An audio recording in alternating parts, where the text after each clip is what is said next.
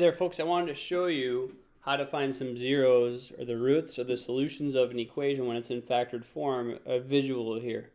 So again, what values of x will produce a y value of 0? And so here I have graphed this equation. This is Desmos Grapher, by the way. It's a handy tool to learn math and check graphing. So I have written this equation in factored form. We can now see our roots or zeros or solutions for which values of x is y 0. And so here is a solution. It's -3.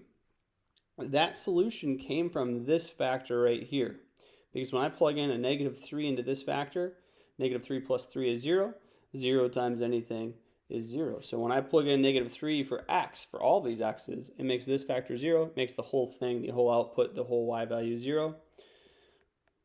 I see my other solutions are 2 and 4. That's because one of these factors is x minus 2. So when you plug in 2, it zeroes out or makes this factor 0.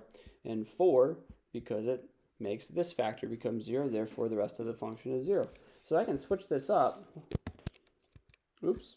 Let's delete that. X plus 4 times x, parentheses, x minus 1, x plus 2.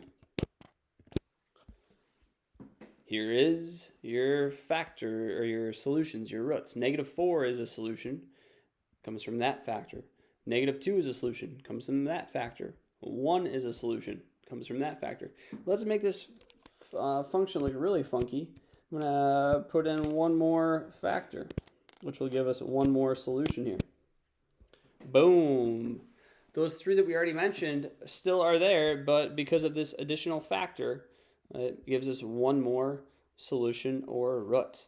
Fantastic.